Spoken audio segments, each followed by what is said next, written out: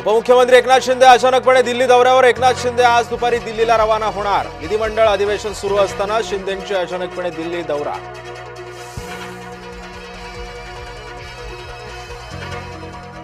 अजित पवारांचा अपघात की षडयंत्र, भास्कर जाधवांनी उपस्थित केली शंका।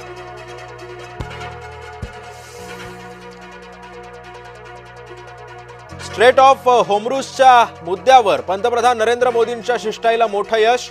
आणखी काही भारतीय जहाज सुरक्षितरित्या भारतामध्ये दाखल होण्याचा मार्ग मोकळा।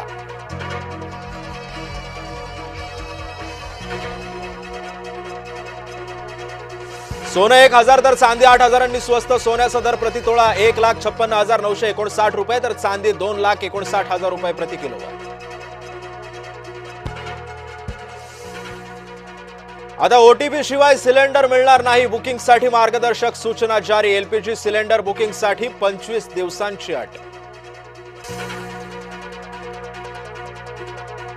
बुलढाण्यामध्ये घरगुती गॅस सिलेंडरचा हॉटेलमध्ये अवैध वापर। तहसीलदार विठ्ठल कुमरे यांची धडक कारवाई। 14 घरगुती गॅस सिलेंडर ही कारवाईमध्ये जप्त आहे।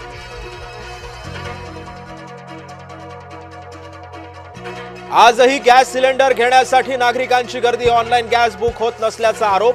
गोंदियाच्या गॅस बुकिंग ऑफिस बाहेर लागल्या रांगा।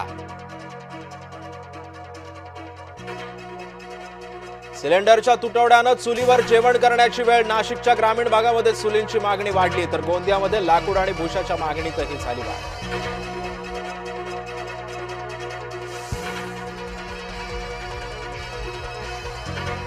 विधानसभेमध्ये आज धर्मस्वातंत्र्य विधेयकावरती चर्चेची शक्यता। विरोधक सरकारमध्ये जोरदार खडाजंगीची सुद्धा शक्यता।